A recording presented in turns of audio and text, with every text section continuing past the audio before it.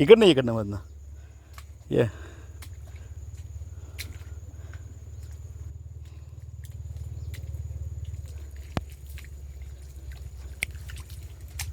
Hi guys, आम्ही आता शेतात आलेलो आहे. आता बघा, त्या चिखलातनं चालत आलेला आहे आणि बघा आता कसं जातेला बघायचं. चला, आता मी कसं चालू जाते बघा. हा का, मी कसं चालू जाते ते बघा. काटे माझ्या हातात, ऊस आहे.